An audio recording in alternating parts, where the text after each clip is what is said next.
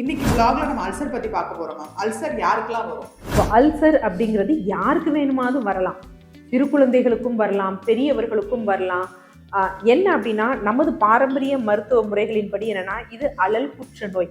இப்போ மேஜராக யாருக்கு இருக்கும்னா அந்த நடுத்தர வயதினருக்கு தான் இந்த அல்சர் தொந்தரவு அதிகமாக இருக்கும். அல்சருக்கு சிம்டம்ஸ் என்ன மேம்? அல்சர் இருக்கிறவங்களுக்கு மெயினாக என்ன இருக்கும் அப்படின்னு பார்த்தீங்கன்னா மேல் வயிற்றில் எரிச்சல் இருக்கலாம், சில பேருக்கு குமட்டல் போன்றவை இருக்கலாம், நெஞ்செரிச்சல் போன்றவை இருக்கலாம், அடிக்கடி கழிச்சல் ஆகிறது, மலச்சிக்கல், இது எல்லாமே அல்சர்ல இருக்கலாம். ஸ்டமக் அல்சர், குடல் அல்சர் டிஃபரன்ஸ் இருக்கா? கண்டிப்பா. நீங்க சொல்றது என்ன அப்படின்னு பார்த்தீங்கன்னா ஒன்று பெப்டிக் அல்சர், ஒன்று டியோடினல் அல்சர் அப்படிங்கிறது. ஸோ இந்த ஸ்டமக் அல்சர் அப்படிங்கிறது வயிற்று பகுதியில் புண் இருக்கிறது, இந்த டியோடினல் அல்சர் அப்படிங்கிறது குடல் பகுதியில் புண் இருக்கிறது. ஸோ இந்த ஸ்டமக் அல்சர்ன்னு இருக்கிறவங்களுக்கு என்ன அப்படின்னு பார்த்தீங்கன்னா உணவு சாப்பிட்ட பிறகு அப்படி தாங்க முடியாத வலி, வேதனை, எரிச்சல் போன்றவை ஏற்படும். அதே மாதிரி இந்த குடல்ல அல்சர் இருக்கிறவங்களுக்கு சாப்பிட்ட உடனேலாம் தொந்தரவு தெரியாது, சாப்பிட்ட உடனே நல்லா இருக்க மாதிரி இருக்கும்.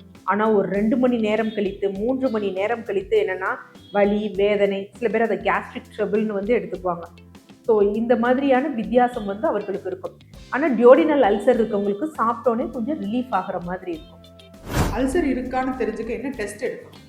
ஆக்சுவலாக அல்சர் இருக்கா அப்படிங்கிறதுக்கு, அந்த அல்சர் இவ்வளோதான் இருக்குது அப்படிங்கிறதுக்கு நம்ம நார்மலாகவே என்ன பண்ணலாம் அப்படின்னு பார்த்தீங்கன்னா வாய் வழியாக எண்டோஸ்கோப்பி விட்டு பார்ப்பாங்க. பார்த்துட்டு அல்சர் லீஷன்ஸ் ஏதாவது இருக்காங்க. ஆனால் மோஸ்ட் ப்ராப்ளி சிம்டமேட்டிக்காகவே நமக்கு தெரிஞ்சிடும் இந்த மாதிரி தொந்தரவுகள் இருந்தால் இருக்குது அப்படின்னு. சில பேர் என்ன அப்படின்னா ஹச் பைலோரை பார்ப்பாங்க. அல்சர் பேஷண்ட்ஸ் இந்த ஃபுட்டை தொடக்கூடாதுன்னா அது என்ன ஃபுட்டு?